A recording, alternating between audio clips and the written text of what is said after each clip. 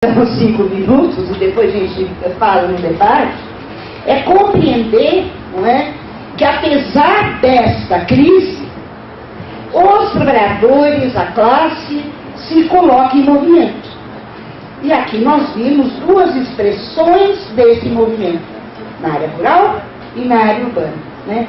E também queria cumprimentar, acho que eu não falei aqui, a UFRJ, por essa formação em serviço social, a qual eu fico também muito contente, porque eu tive lá num dos cursos de formação há 2 anos, e continuarei indo, embora isso no meu currículo vai aparecer como 0. Vai aparecer como 0. O caráter, por isso que eu estou falando, eu estou antecipando coisas aqui. Vai aparecer como 0, sem importância. Assim como um outro companheiro, essa semana, educador, que o diretor da escola, do curso, falou que ele estava sem produção. Ele falou, mas eu produzi para o Acre, para a Rondônia, para os movimentos sociais. Ah, mas isso não vale, porque isso não tem a letra A na CAPES. O que a gente produz dessas revistas, isso não vale nada. Então, queridas, até que eu se descredenciada do programa, porque eu sou editora dessa revista, depois eu dei, quem quiser, tem essas revistas lá na Propu, que é penúltima, 50 anos do golpe militar brasileiro, para onde vai o Brasil. Porque se quem não fizer relação com o cotidiano, eu vou fazer uma discussão que não... Né? Então, e nesses últimos 5 minutos eu quero dizer o seguinte, que a nossa categoria profissional tem colocado em movimento, na ruptura com o conservadorismo, desde 79, um claro projeto de formação e de exercício profissional, vinculando o projeto profissional a um projeto societário, emancipatório, sem exploração e sem dominação. Então, nós temos que pensar, repensar, se de fato a formação e o exercício profissional, se as entidades estão com processos de capacitação continuada no momento onde se espraiou o ensino à distância, no momento onde se espraiou a massificação do ensino em detrimento do ensino público, laico, gratuito, presencial a todos, no momento que se amplia o semipresencial, no momento onde a educação coloca os grandes centros internacionais, que teve a quebra da propriedade intelectual, com as Anhangueras, etc., etc., com o monopólio da educação sob a apostilinha, não se muda nada, e que na realidade é aquilo que o Joaquim colocou, qual é a perspectiva de fato da formação vinculada às lutas e aos direitos sociais. E para concluir, lembrando que a gente tem se posicionado pela reforma agrária popular, tem se posicionado em apoio efetivo às lutas sociais do campo e da cidade, tem se colocado contra a criminalização dos movimentos sociais, tem se colocado contra a homofobia. O Brasil é o país que mais mata por orientação sexual. A cada semana, um companheiro, uma companheira são mortos nesse país. A questão da demarcação das terras indígenas, onde o escravismo se retoma em relação a essa população. A luta em defesa da população negra contra o genocídio da população pobre, negra, nas periferias. A luta por salário igual entre trabalho igual, porque as mulheres têm salário menor que os homens nas mesmas funções, e a mulher negra está em 4º lugar. A luta pela legalização do aborto. A luta que o CETES e o CRES acabam de aprovar pela legalização de todas as drogas, porque a quem interessa a ilicitude das drogas são os cartéis, é o grande capital, é a polícia, que na realidade reprime, e quem morre são os meninos, os aviõezinhos das favelas. O fim das trocas no Haiti, a questão das UPPs, que o Felipe Brito chama de estado de exceção, porque quem são os policiais que lá estão foram formados nos Estados Unidos e efetivamente estão nas UPPs e estão na rede, na Frente Nacional onde os trabalhadores ameaçados de morte, que hoje são mais de 2.500 no país, dizem: nós não queremos a guarda da Força Nacional que reprime e que já matou crianças na Baixada Fluminense. E por último, dizer o seguinte, que embora tenhamos essa direção teórica, ideopolítica, é importante dizer, e aí o Joaquim tem toda a razão, eu não vou ter tempo agora, mas eu anotei que questão de anotar os dados, porque eu também estou, juntamente com os companheiros, na coordenação nacional do grupo de pesquisadores de movimentos sociais, e desde 2008, quando a Marilda Yamamoto fez a primeira pesquisa, o menor número de pesquisas é na área da relação do serviço social com os movimentos sociais. A menor produção é na área da relação dos serviços sociais e movimentos sociais. Em grande parte das universidades na formação se discute movimentos sociais somente na esfera da institucionalidade de conselhos gestores, mas não das lutas autônomas e independentes dos movimentos sociais. Na pesquisa, na pós-graduação, e depois, se vocês quiserem, no intervalo, eu estou com todos os números aqui de cabeça, não sei, mas eu fiz questão de trazer aqui para vocês, é um número mínimo que nós temos. Essa produção maior se deu exatamente no momento de ruptura com o conservadorismo, onde o conjunto dos assistentes sociais, vinculados ao movimento social classista, nos anos 80, a CUT, enfim, a própria criação, a fundação do MST, uma produção mais articulada, mais orgânica. Mas, no presente momento, basta dizer que para o INPES, dos 1.000, e lá vai pegar, não sei também o número agora, de trabalhos que foram enviados, somente 46 vieram para as áreas de movimentos sociais. E aqui, no dia de hoje, movimentos sociais tem 2, é o menor. Então, eu estou trazendo isso para que fique uma reflexão e uma contradição. Qual é a contradição? Se, de um lado, as direções das entidades da categoria e na formação e exercício profissional colocam a perspectiva emancipatória de estar colado nas lutas sociais, por que a produção do conhecimento não reverte essa mesma lógica com uma coerência com um projeto emancipatório? Portanto, eu penso que nós temos muitos desafios para o próximo período, porque, e um deles é aquele que trilhamos ao longo desses anos, a autonomia e a independência de nossas entidades em relação a qualquer governo. Pronto, acabou meu tempo. Obrigada.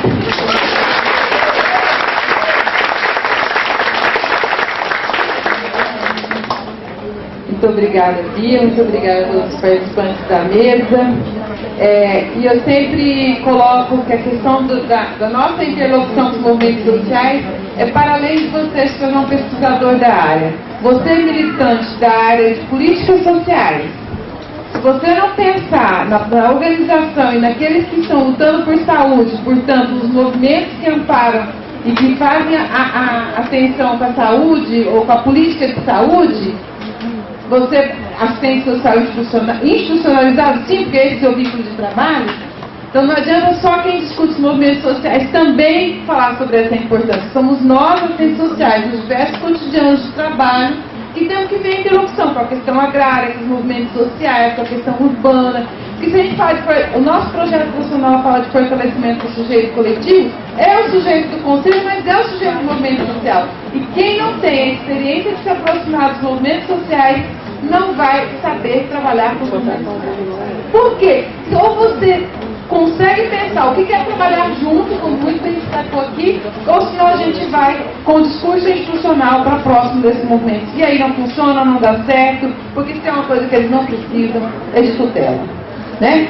E nossa profissão é uma profissão que realmente faz muita diferença nos espaços onde atua. E nós podemos fazer essa diferença fortalecendo os diversos movimentos sociais, sejam de qual área for. Se você está na área da saúde mental, lá tem um movimento da reforma psiquiátrica. Em todos os locais você vai ter. Aí eu sempre falo, você vai trabalhar numa área que não tem, você não tem, às vezes, nessa formação generalista, uma apropriação maior, veja o que o sujeito coletivo que atua naquela área está dizendo. Vai te orientar para estudar mais a fundo, com certeza.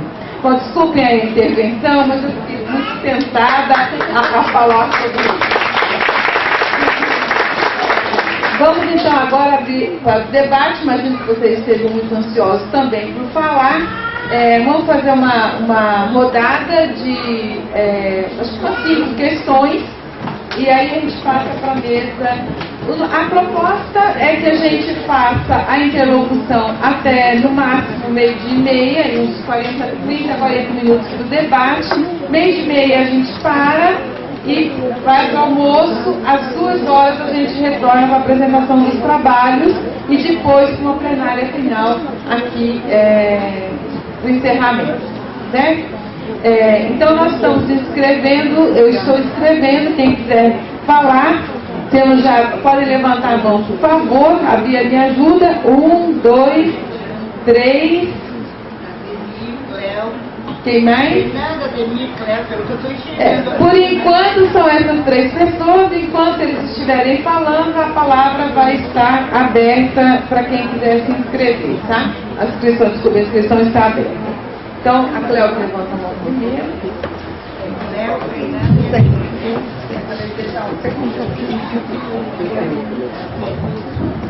Oi, bom dia.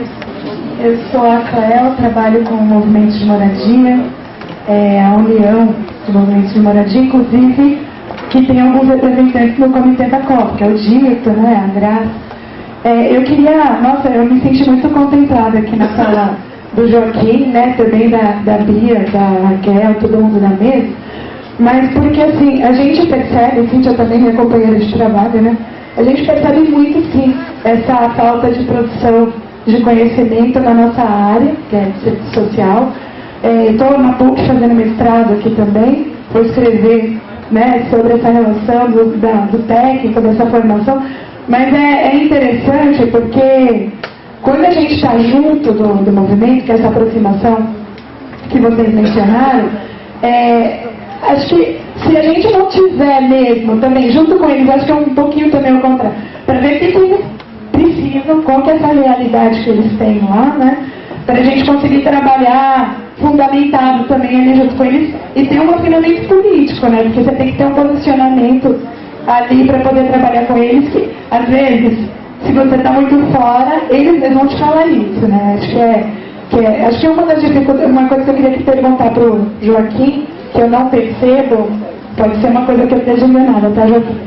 Que é uma articulação dos movimentos urbanos, considerados assim, com a questão agrária, né? Nos espaços que eu estou participando, eu não vejo muito essa discussão, essa preocupação, às vezes, de discutir política pensando nessa questão.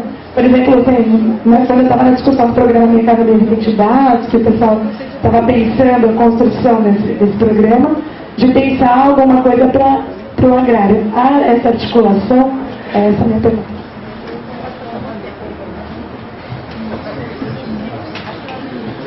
Do Joaquim, eu gostaria de ouvir um pouquinho mais sobre essa mudança histórica. Não é mais o velho e antigo latifúndio, mas é o agronegócio e o capital financeiro. Se você puder nos ensinar um pouco mais desse aspecto, eu agradeço. E a Bia, o capitalismo já não suporta as reformas. Se você puder comentar um pouco mais, seria interessante. Obrigado.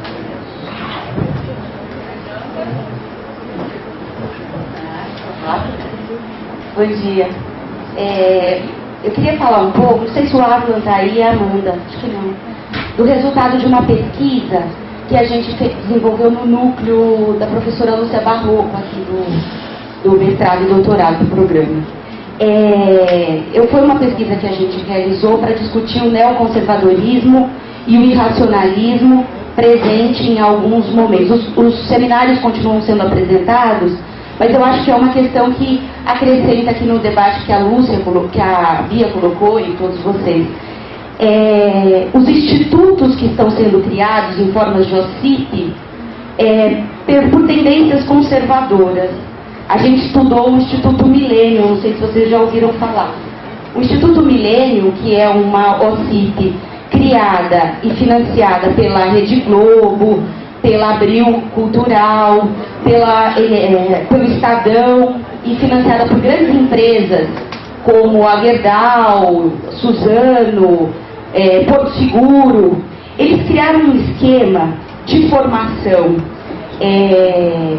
É muito interessante a forma de organização digital desse processo e a vinculação do ensino à distância que encontra desses palestrantes que são voluntários nessa OCIP, palestras que entram ao vivo com Armínio Fraga, com Ali Câmel, com Reinaldo Azevedo, com todas essas pessoas que hoje a gente pode identificar como ideólogos do pensamento conservador e que estão formando aí uma moçada. E hoje a gente olha depois do resultado da eleição, né? Claro que a Bia apontou muitas das determinações e que eu concordo com todas elas, mas tem uma parte da formação cultural nesse aspecto que você abordou, Bia, que tem uma rede organizada da direita, e é uma rede organizada de filósofos, de professores, de sociólogos, e que estão defendendo um projeto e que estão formando pessoas, publicando livros, fazendo palestras. A gente utilizou como referência, era uma das pesquisas de interesse do grupo, identificar como eles analisavam o Bolsa Família. Então a gente pegou esse Instituto Milênio, o que esses caras produziram e como eles vêm ao longo desses 12 anos difundindo as suas ideias através do programa Bolsa Família.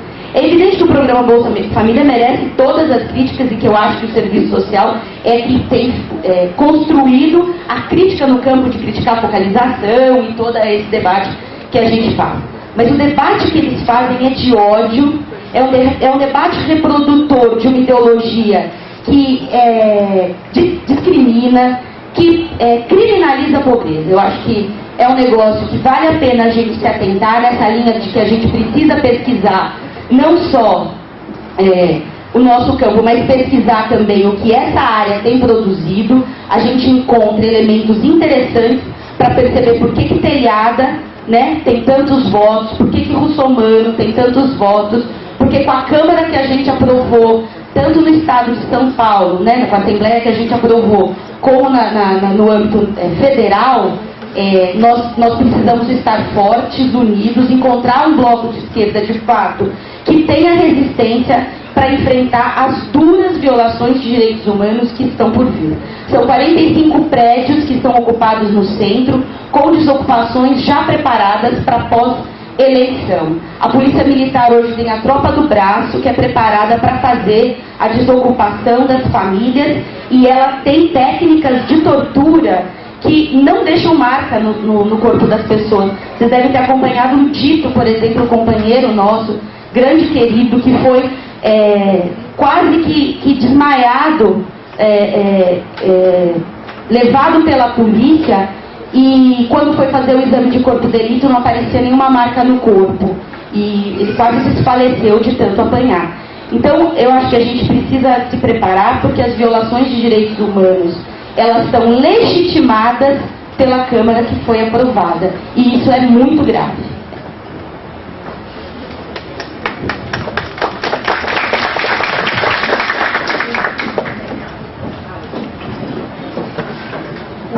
Agradeço pelas falas. Eu peço desculpa, eu não acompanhei parte da fala do pessoal do comitê, porque na organização fica correndo, né? Aí eu queria ouvir, principalmente o Danilo e a Michelle, mas fica aí para a mesa, essa relação das lutas sociais hoje e a juventude. Até observando aqui, hoje o comitê majoritariamente é jovens, né? E as lutas sociais, tem também nas jornadas também, que a gente, lógico, não tem um olhar purista, né, puritano em relação à juventude, né, a gente viu inclusive grupos com bandeiras fascistas, autoritárias, né, com jovens, enfim. Então acho que é uma falta bem importante a gente pensar a produção de conhecimento da juventude, uma vez que carrega também traços aí da pós-modernidade, que é meio que inevitável, né? Então a luta, a minha plaquinha, o meu problema a partir do meu umbigo, né? ou como que vocês veem, né, vocês comitê popular, essas novas formas aí, né, fazendo debate contra o capitalismo, né, acho que pensar as questões estruturantes, né, acho que o Joaquim falou a questão das mulheres, acho que a gente pensar a questão do feminismo, retomar muito forte, né, Bia, que é uma questão estruturante na pesquisa, no trabalho, e que às vezes parece estar muito diluído, né, nesses movimentalismos aí segmentados, setorizados. Então, eu queria que vocês pudessem falar um pouquinho sobre isso, mas ficaria aberta para a mesa também. E uma outra questão, o quanto a gente vem discutindo a cidade, né, Raquel, e perdendo, qual o sentido dessa cidade que a gente tem hoje com a questão agrária, né? Acho que alguns, sei que a gente vai ter o eixo, mas alguns pitacos aí para a gente já ir acertando essa parte também. Pessoal, nós temos mais umas quatro pessoas inscritas na fala do Na próxima fala, nós estamos ainda aceitando inscrição. E vamos encerrar nessa fala de inscrições, desculpa. E nós vamos fazer só um bloco geral de questões para que daí os membros da mesa se manifestem a respeito, comentem, façam suas considerações. Então, agora, quem quiser se inscrever já passa na fala da próxima companheira, porque depois não haverá segundo bloco. Vamos fazer tudo junto misturado, certo? Então vamos lá, Gislene. Olá, bom dia a todas e a todos. A gente sabe, eu sou Gislene, trabalho no CRES de Aduna. A gente sabe que o nosso...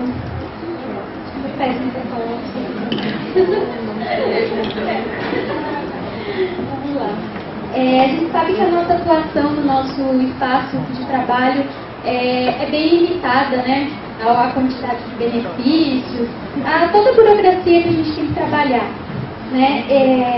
E eu enxergo a assistente social como um importante articulador, né, da base, porque a gente trabalha diretamente com a base. Então eu gostaria que a mesa falasse um pouco sobre a importância dos profissionais de serviço social se inserirem, né, nos partidos, sindicatos, movimentos sociais, para que a gente possa contribuir efetivamente, né, com a transformação com a transformação social, né, uma sociedade comum a todos, como a Bia falou. Obrigada.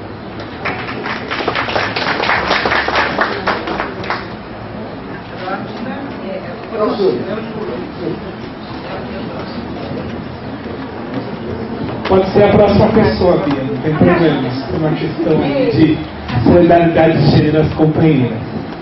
Pois bem, acho que a gente tem uma tarefa árdua, né? Acho que frente a esse processo eleitoral, entender quem nós queremos combater no segundo turno. O fascismo, o neoliberalismo, os ataques à classe trabalhadora, né? Que tem um projeto de luta que a gente tem que se colocar. Né? Então, somos profissionais que temos um projeto mais político crítico. Sabemos que o governo que está tem críticas, e aí eu não estou fazendo aqui a defesa do partido, mas estou fazendo a defesa da necessidade da esquerda se organizar e fazer um manifesto combatendo o fascismo, o neoconservadorismo da elite burguesa do Brasil. Acho que é um dos aspectos que a gente não pode perder na trincheira, na defesa dos direitos sociais e humanos da classe trabalhadora.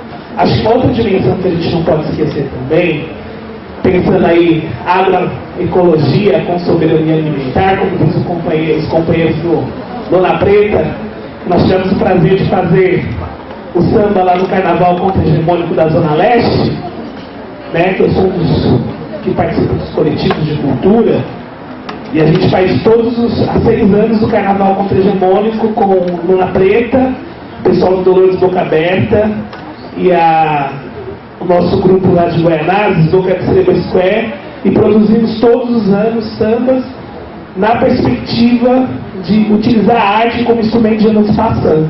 E aí remeteu ao excelentíssimo trabalho que a companheira Áurea recentemente apresentou aqui na instituição. E a gente tem que fazer memória, assim como os trabalhos árduos que os companheiros se enfrentaram na docência, na precarização do ensino superior, privado na cidade de São Paulo, que cada vez mais exige do docente um ensino apostilado, contraditório, elitizado, e é esse desafio também que a gente tem que se colocar.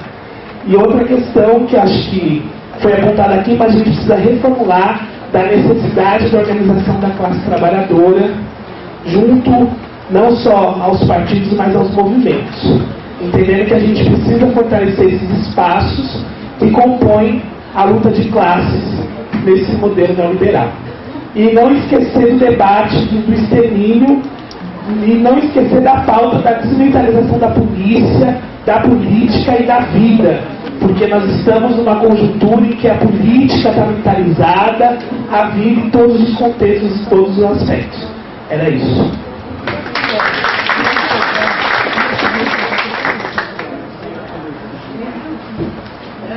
Já foi minha.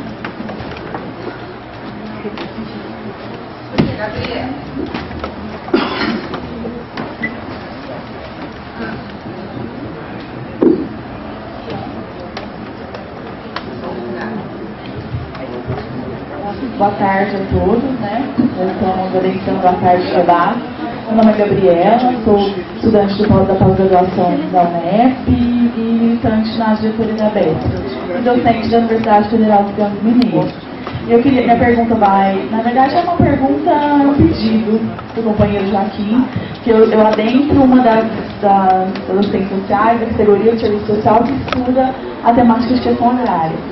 E eu estou lá no Triângulo Mineiro, onde inclusive será meu pesquisa de doutorado, e nesse percurso metodológico aí, para conhecer o terreno, né, um pouco dos movimentos sociais no Triângulo Mineiro, um pouco do INCRA, enfim.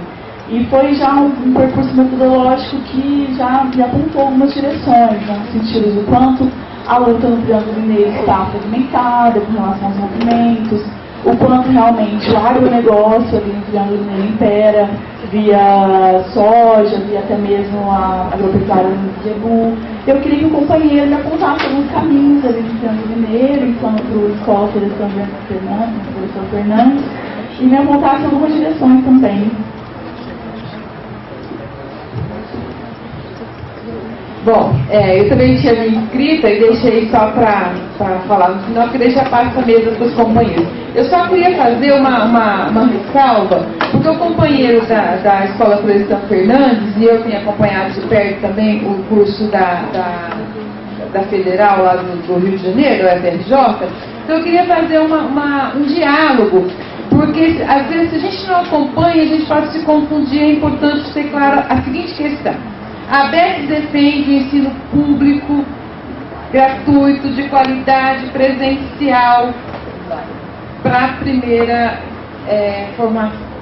Aí o companheiro da MST falou assim, olha, nós temos que entender que a classe trabalhadora não deve ficar o tempo todo na universidade, ela não pode perder o vínculo com a terra, o ensino presencial é uma demanda nossa. Do que nós estamos falando? De coisas que se contradizem? Não, nós estamos falando de coisas que não se contradizem, porque a lógica da estruturação de um curso sendo presencial pela Universidade Federal junto com o movimento social não tem nada a ver com a lógica mercantil dessas empresas cujo capital financeiro é que comanda e que não tem nenhuma preocupação com a qualidade, com a formação, com a crítica. É outra pegada. Nós precisamos esse debate. Eu faço questão de reforçar isso porque eu conheço o trabalho desenvolvido na FRJ e, assim, com todo respeito, não sei se tem alguém aqui do ensino à distância, mas é com muito carinho, com muito respeito que eu gostaria de dizer o seguinte: a nossa crítica ao ensino à distância não é porque a gente acha que a pessoa que está lá é uma pessoa desqualificada. Não, a gente é na defesa do direito dessa pessoa mesmo, que com tanto esforço vai lá tentar conseguir um diploma que depois não vai lhe permitir entrar dignamente no mercado de trabalho. E é preciso que a classe trabalhadora ascenda ao conhecimento de forma legítima, e não a partir de manuais, de apostila, onde vai, mais uma vez, o capital vai, mais uma vez, não é à toa que o curso de serviço social tem tanta incidência, tem tanta oferta do curso de distância, porque querem transformar uma profissão como a nossa, uma profissão que resiste, uma profissão que tem direção e que cujos profissionais mostram isso nas suas atuações, querem enfraquecer e fazer da nossa formação uma formação meramente técnica, uma formação meramente administrativa, para que possam depois fazer com que de fato a gente possa considerar normal simplesmente ficar aplicando formulário ou preenchendo formulário nas diversas políticas públicas onde nós estamos inseridos. E isso nós não vamos permitir, isso nós vamos continuar resistindo e vamos continuar lutando. E cada um de vocês tem que assumir essa bandeira, porque essa bandeira é nossa.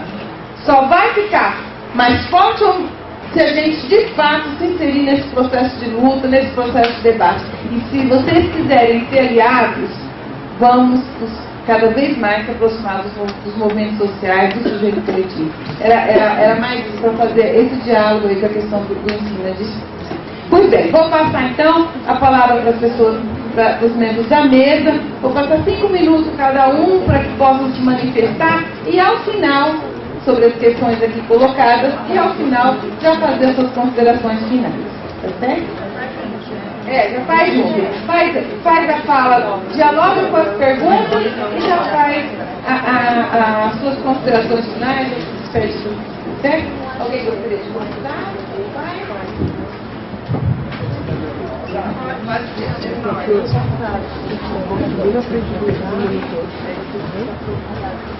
Bom, só foi uma pergunta direcionada diretamente para o comitê, mas eu queria fazer aporte algumas outras coisas.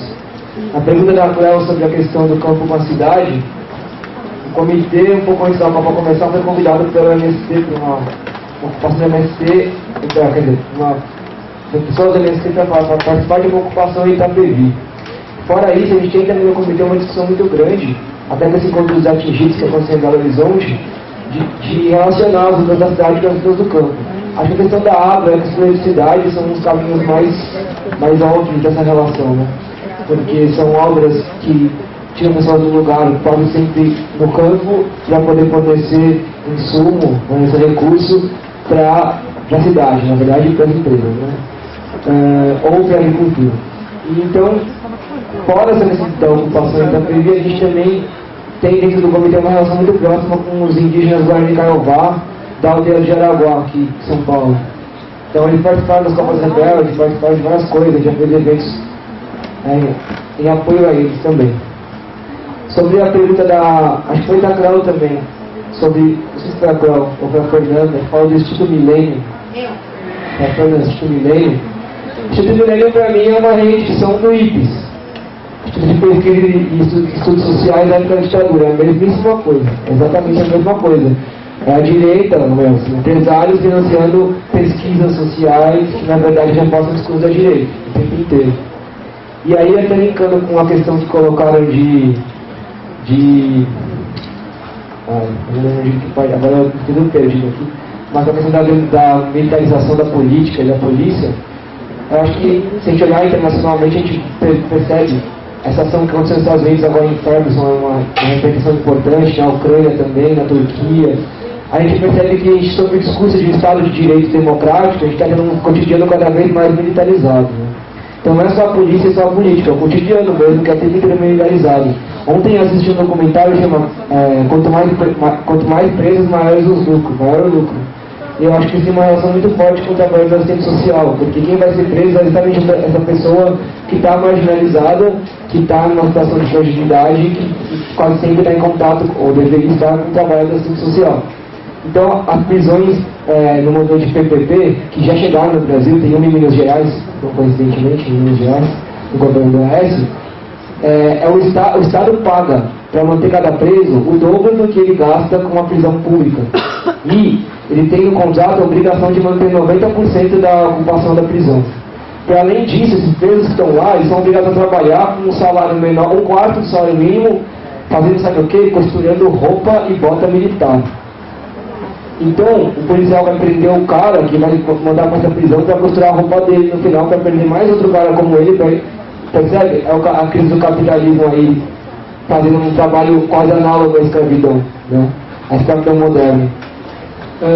Sobre a questão da juventude, Alan, um dos trabalhos do comitê, exatamente a convite, muitos momentos, foi em escolas, a maioria foram escolas públicas, também privadas, uma privada. É muito nítido, inclusive, a diferença de conversa com a escola pública e a privada, principalmente na questão de gênero. Na escola pública, todas as meninas sentaram na frente, os moleques ficaram atrás conversando e as meninas interessadas em fazer pergunta. Na escola privada, as meninas não abriam a boca e ficavam totalmente intimidadas e os moleques não falavam. Eu acho que é uma questão de classe muito grande aí. Classe influenciando no gênero, eu digo, relacionado. Eu acho que essa juventude que veio para a rua em 2013, ela está em disputa, né? Mas a gente está falando de um país que desde 92 não tinha manifestação de rua grande. Então quem tem hoje 22 anos nunca tinha ido uma manifestação até o ano passado. E esse ódio ao PT, que tem muito da culpa da mídia, que na verdade se transfigura num ódio ao pobre muitas vezes, eu entendo ele como muita dessa juventude cresceu só com o PT no poder, nunca vi outro partido no poder, e cresceu com o PT no poder sendo atacado constantemente pela mídia como o mal total do país. E olha que eu não estou defendendo o PT, estão atacando a mídia, na verdade. Então eu acho que essa juventude está em disputa, e quando a esquerda não tem projeto político para fazer essa disputa, ela vai perder, cara. Ou cria um projeto político, e aí que eu vejo a importância do comitê como articulação, para continuar depois da Copa, para deixar como um comitê popular que questione a cidade, o acesso à cidade, o direito à cidade, é nesse sentido, justamente, de fazer se colocar nessa disputa, estar presente nessa disputa. E eu acho que era isso que eu tinha para falar, eu acho. Não lembro. Acho que a pergunta que foi direcionada para a gente era essa, e o resto era só comentários que eu pensei em fazer por conta das falas. E eu passo para a Michelle que ela tem mais uma coisa para colocar.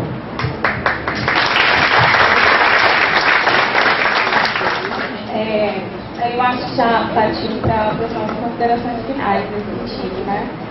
Muitas dessas perguntas e questões voltadas ao serviço social, eu acho que aí eu já me sinto um pouco mais à vontade, que eu e o Danilo falava aqui, né? Você se sente um pouco mais à vontade para falar porque você está na sua área, você sabe um pouco da dimensão do que está sendo dito, né? Eu acho que é importante dizer, né, que a categoria ela vem seguindo nesse sentido, né? No último encontro da categoria que foi em Brasília, várias pautas que foram apresentadas pelos companheiros aqui na frente foram defendidas lá, como por exemplo a organização de sindicatos, né, a organização dos movimentos sociais. E eu acho que essas pautas elas são muito vivas e elas permaneceram e geraram muitos debates, inclusive no entorno da categoria por conta disso, né? E quando a Raquel coloca, né, que a gente vai de fato, se a gente não sabe muito bem quando a gente está num local como atuar, realmente o melhor caminho é se aproximar dos movimentos sociais. Né? Hoje em dia eu atendo mulheres em situação de violência doméstica. Nunca tive contato com isso e na universidade a gente tem isso de uma forma muito geral. Então, conhecendo o feminismo, me tornando feminista foi uma forma de atuar junto a essas mulheres com muito mais radicalidade do que a nossa profissão já coloca, né? E enquanto comitê, a gente tem a agradecer, eu acho que esse espaço, mais uma vez falando da importância desse espaço, do pré-EMPES, assim, mais uma vez, parece que eu estou sendo repetitiva, mas mais uma vez dizendo, né, que espaços como esse são importantes, principalmente para aqueles profissionais que não têm acesso, por exemplo, ao IMPES, né, e é um espaço onde a gente pode dialogar, né, discutir também no ponto de vista das pesquisas, né, o que está sendo colocado em pauta para a nossa categoria, na formulação, o que nós estamos formulando, e eu acho que isso é muito importante. E, bom, acho que enquanto comitê a gente tinha essas questões para levantar, né, Danilo? Agradecer mais uma vez, agradecer ao convite da comissão organizadora e dizer que a gente está na rua, está em movimento. Nós estávamos na rua antes de junho e permaneceremos na rua depois de junho. Só para finalizar, o comitê tem uma página, né? É comitêpopular.wordpress.com, eu acho. Comitê Popular sp.wordpress.com. E para lembrar também que a gente está preparando, além desse documento sobre os 11 pontos que a gente levantou em relação da Copa, por conta da Copa, também preparamos para o final do ano, provavelmente para dezembro, quinta edição da Copa Rebelde, de novo no mesmo terreno lá da Luz. E que as reuniões são de quinta-feira, são abertas, quem quiser participar pode participar. O local acaba sendo definido na reunião anterior, sempre é pelo centro, costuma ser em prédios ocupados, dentro de algumas ocupações de movimentos como a UMP, a CNT, o MMPT, ou em espaços de coletivos sociais que estão ali pelo centro para facilitar o acesso, de quinta-feira às 6h30 da tarde. Quem quiser mais informação pode passar para a gente depois.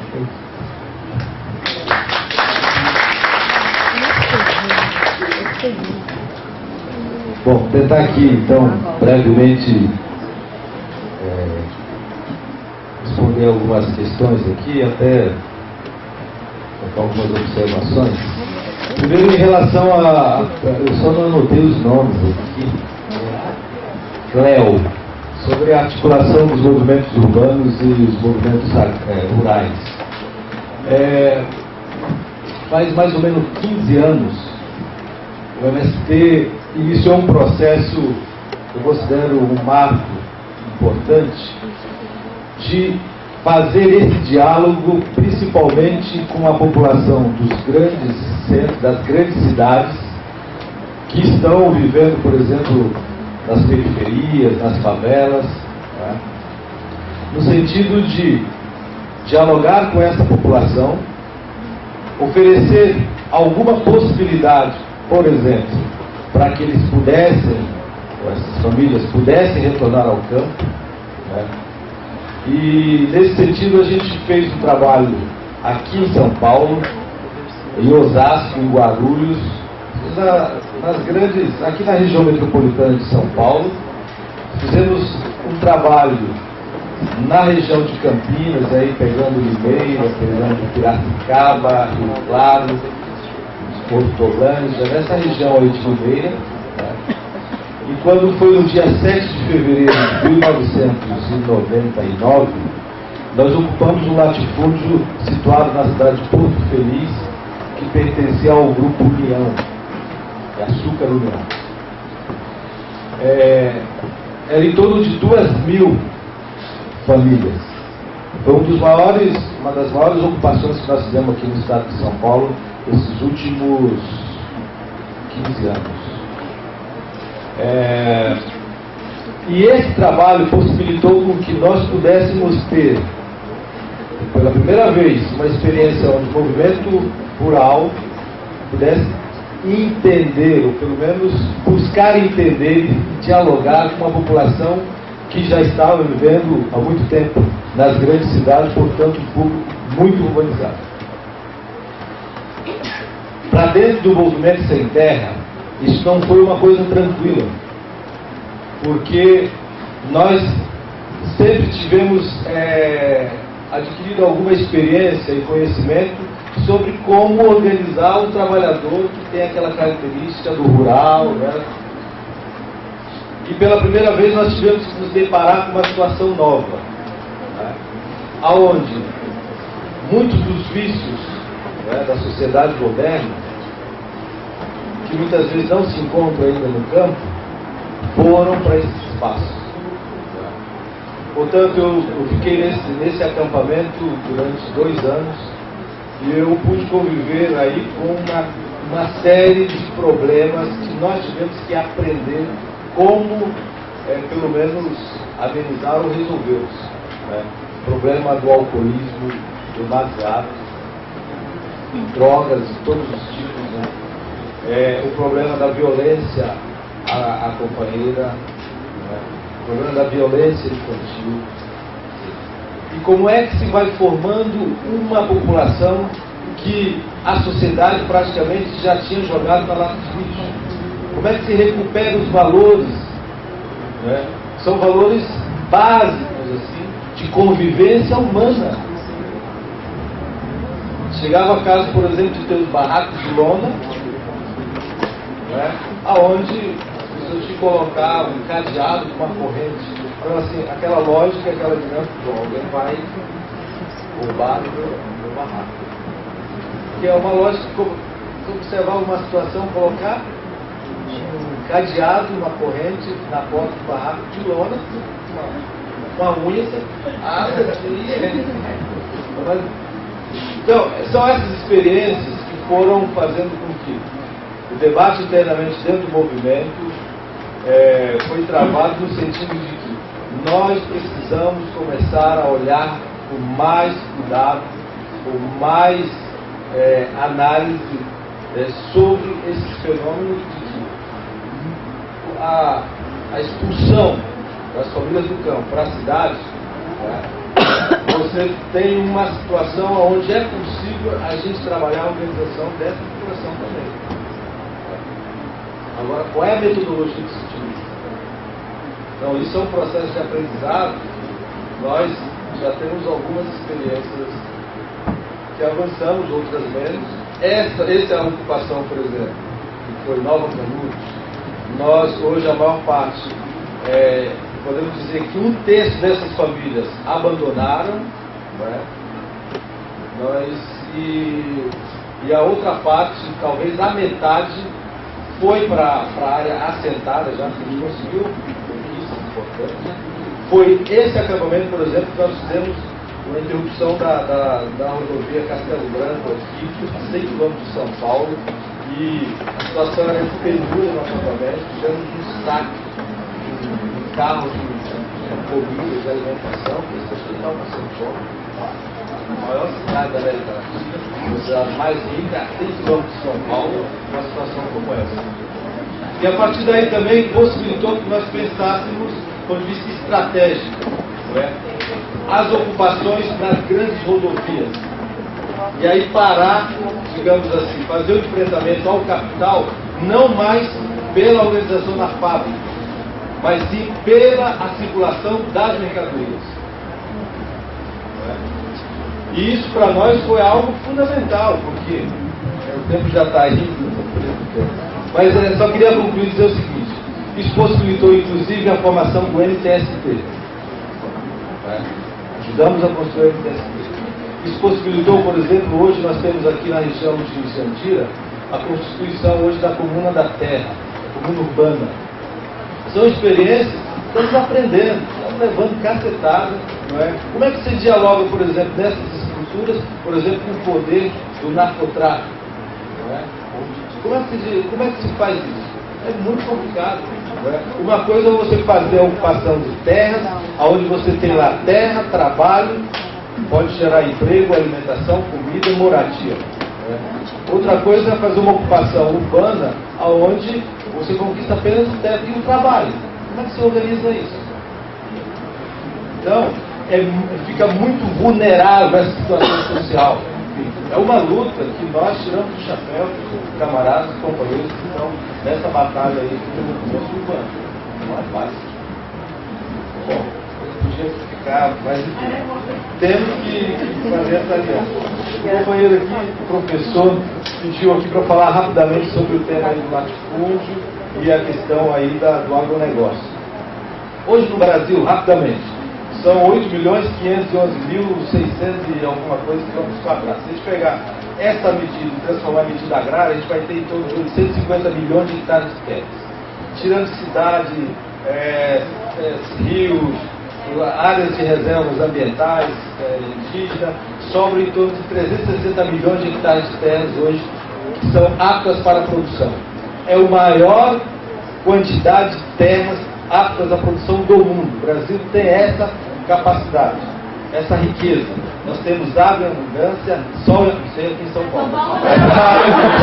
Terra em abundância, sol em abundância e uma grande capacidade tecnológica para a produção. Bom, qual é a questão aí?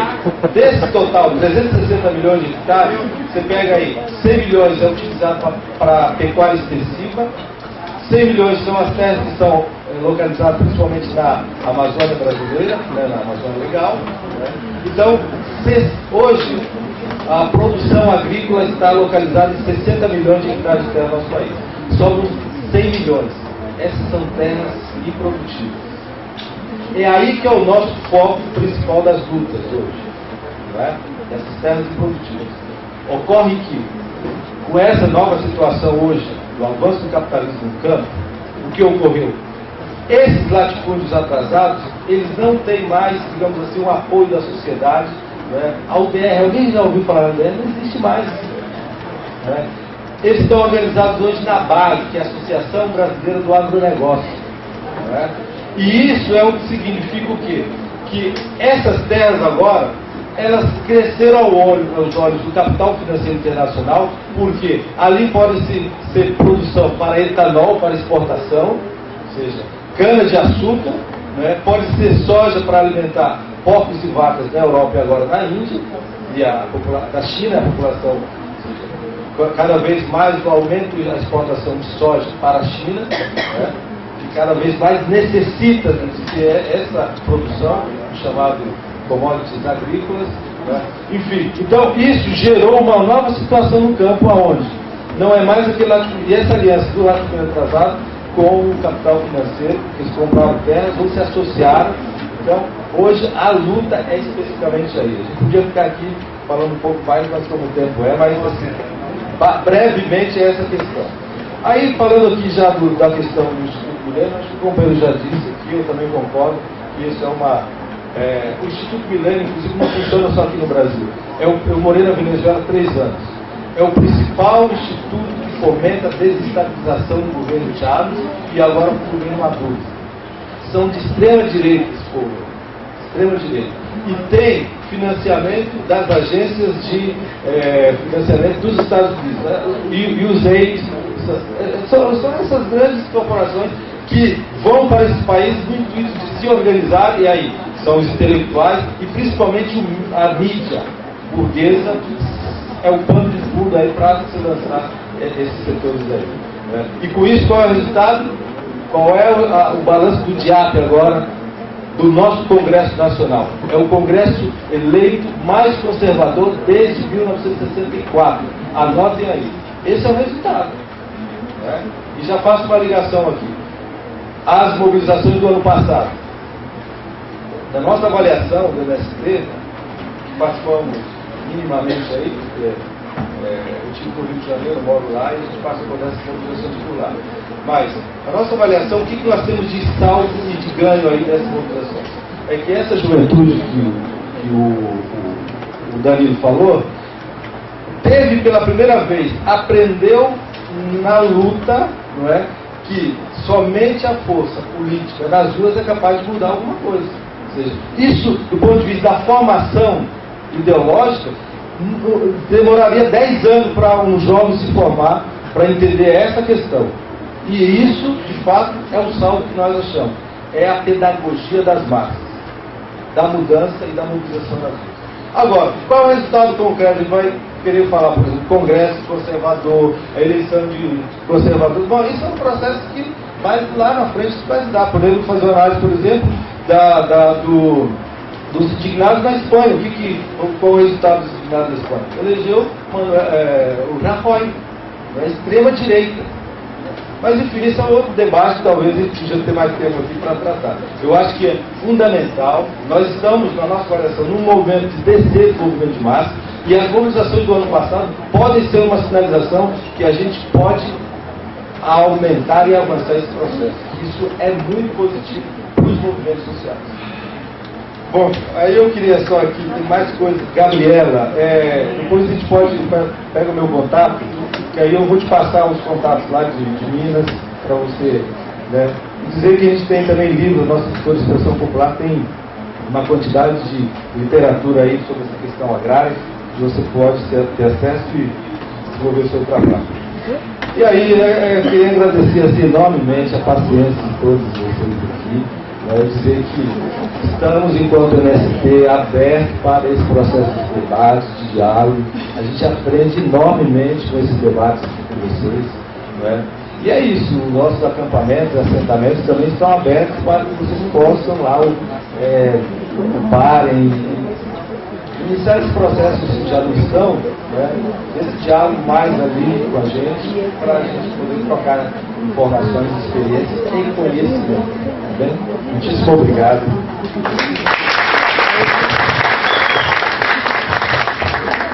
agradeço aqui. Antes de passar a palavra para a Bia, eu vou responder uma questão que me foi feita online e vou pedir para a Gabriela também. Não sei se vocês já tiveram oportunidade, já conseguiram ler o manifesto da Universidade Federal do Triângulo Mineiro. E aí eu vou pedir para ela vir de fazer a leitura da moção de apoio que a gente que a gente gostaria de ver se vocês concordam para sair como resultado aqui desse encontro.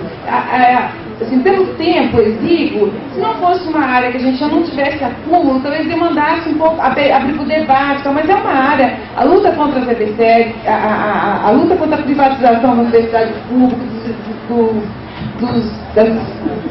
dos hospitais escola, já é uma luta que a gente tem acúmulo. Então é mais um processo que está em curso e que a gente estaria se manifestando contrário. Então,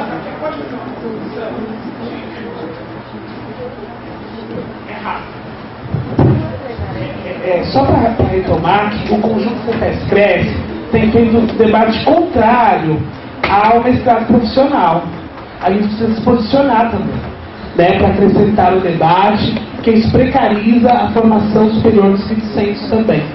E tem aparecido nos meios das residências multiprofissionais, nas diversas instituições, tanto públicas como privadas, mas também precariza o ensino. É um debate que desde 2012 o conjunto vem fazer e que a gente precisa salientar e fazer essa construção conjunta. Só para dialogar, Júlio, a ABEP, na sua última assembleia, no seu último encontro também, no último império, Juiz de Fora, mas também tirou resolução contrária ao mestrado profissionalizante. Tem aí todo um conjunto de argumentos que vocês podem acessar, inclusive com a contribuição de diversos profissionais de serviço social que fizeram a argumentação, porque a gente falava, tá falando por quê?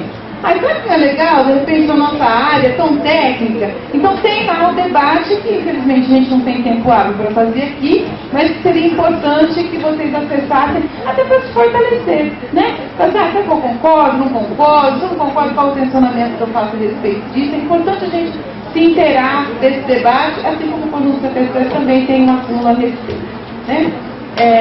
Bom, a pergunta que me foi feita online é uma pergunta muito interessante, que diz assim, olha, a pergunta é, participa da defesa do ensino presencial, mas há na prática profissionais que submetem as determinações do capital, focando o trabalho no preenchimento de papéis, né?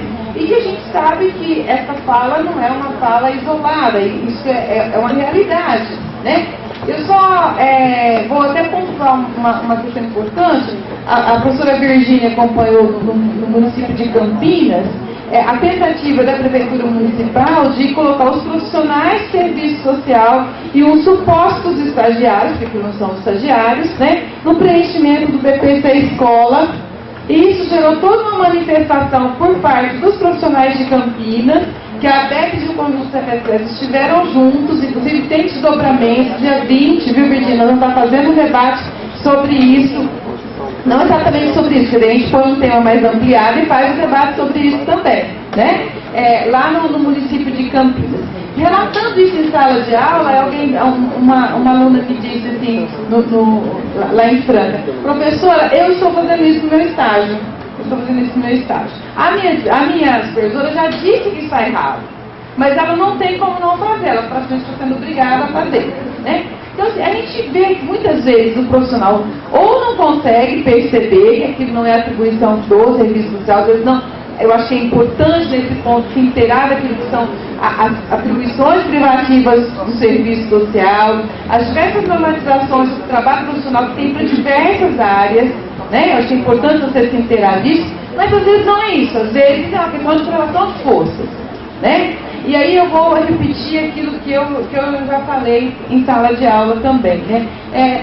Ainda que nas instituições se atribua ao serviço social muita coisa que não é de serviço social, e a gente precisa dizer isso, a gente precisa se fortalecer até para poder argumentar nesse sentido. Por quê? Porque se nós ficarmos fazendo coisa que não é nossa, o que é nosso o outro vai fazer. E vai fazer com outra direção. E vai fazer de outro jeito, porque nós temos uma importância muito grande no âmbito institucional, inclusive para atender, olhando no olho, saber, fazer encaminhamento, pensando e inclusive alinhado aquilo que o nosso projeto profissional propõe, que é o combate a todas as formas de opressão, violação de direitos, e isso vai se manifestar inclusive na nossa prática. E nós não podemos abrir mão que o trabalho profissional seja feito, inclusive para assegurar que essa população atendida por nós tenha de fato um atendimento de qualidade, um atendimento respeitoso, um atendimento onde ele se sinta como sujeito, participe do processo. Agora, é evidente que essa questão da violação, da dificuldade do profissional, uma determinada relação de forças, às vezes, dele não conseguir resistir e acabar fazendo algo que não é seu, é algo muito problemático. Eu falo que a legislação, as leis não mudam a realidade, mas elas nos ajudam como argumentos na hora da discussão do debate do enfrentamento político em nível institucional. Então, esse debate é necessário ser feito. É evidente que, com relação à formação, nem todos os que estão lá, e não só nesse caso, mas em outros casos, preenchendo papéis, podem ter sido formados também no ensino presencial. Muitas vezes no ensino presencial de qualidade. Não é essa a questão, né? Por isso que o nosso projeto é um projeto ético-político. Você tem que ter uma opção numa determinada direção. E nem sempre que todo mundo que faz serviço social faz. Nem todo assistente social, de fato, se alinha ao nosso projeto profissional. Essa é uma primeira questão. É um projeto hegemônico, do ponto de vista da direção política. Mas não significa que tenha uma adesão completa em âmbito profissional, né? Eu sempre digo que, às vezes, o assistente social, ao buscar, cadê o marido dessa mulher que não declara o marido do Bolsa Escola, está fazendo aquilo que foi feito lá na década de 30, caçando os maridos das mulheres, né? Antes nós ajudávamos a casar, hoje a gente procura, né? Então, acho que essa questão, ela é presente e depende também da postura ético-política desse profissional. Só que tem a questão fundamental que muitas vezes no processo de formação, mesmo no presencial,